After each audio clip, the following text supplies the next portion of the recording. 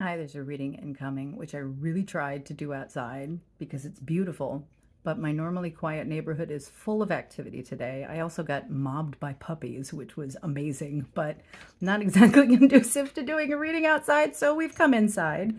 And I suppose perhaps this is an indication that this reading is about inner work that's happening right now. So let's get to it.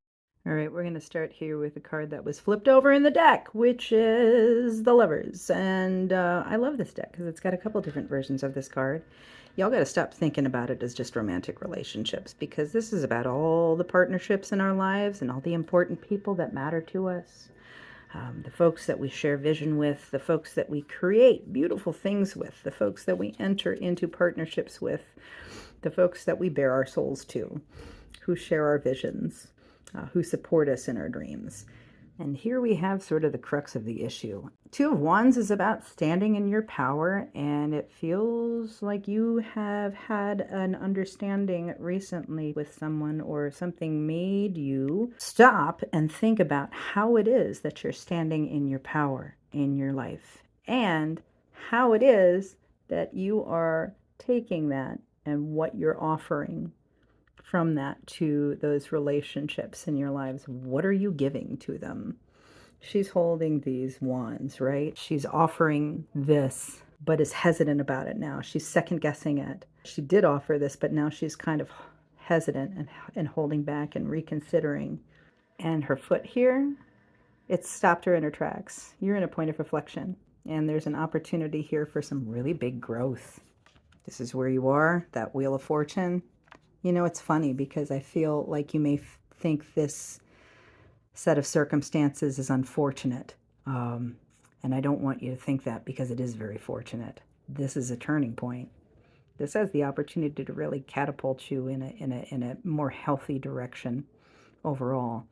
I feel like this understanding, this awakening, has the potential to really be a blessing for you. Where you came from here, you know, maybe it is. Well, all right. So, Nine of Wands, look at this guy, all hidden behind all this stuff. Like, there's personal power here, sure, but there's also a lot that's hidden. There's a lot that's not being shown. You may not be showing up as your authentic self to everybody in your life. That may have been your pattern. You may be masking. You may very selectively and carefully choose who you let in. You're at a place where you're kind of reevaluating if that is working for you, because it's kind of kept you in the dark. You know, here's the beauty of this. This is you in this situation, and these are things that we choose, so we have control over. We can choose or we can not choose, and you are choosing to reflect, and I think that is beautiful.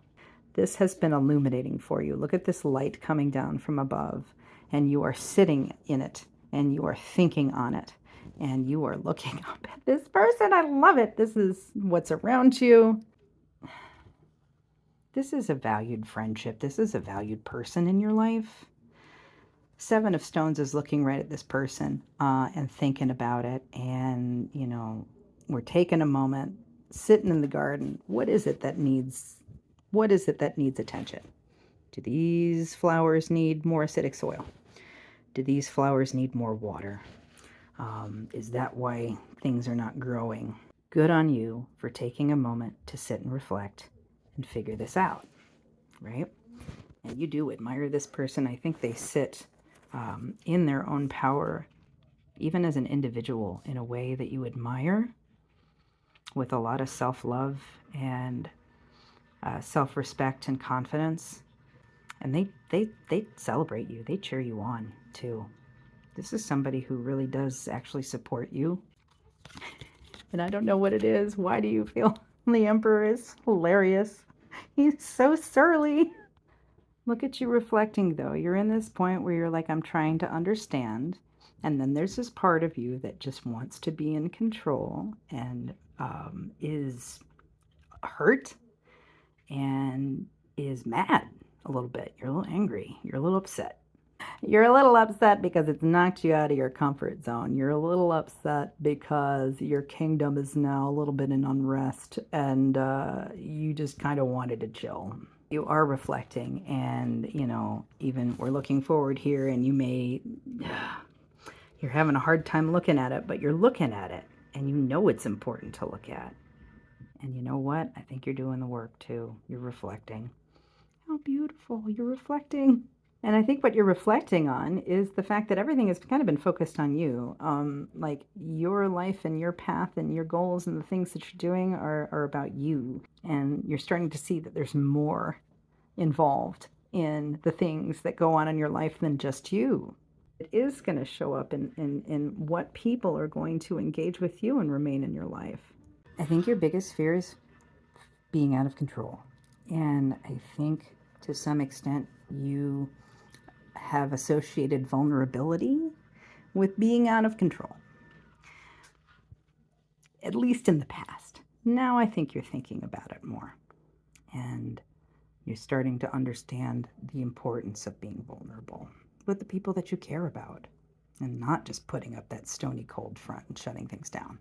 In the end, this isn't something that you're planning on just sitting on, and you're working to take action in a positive way, and for that you definitely should be commended here.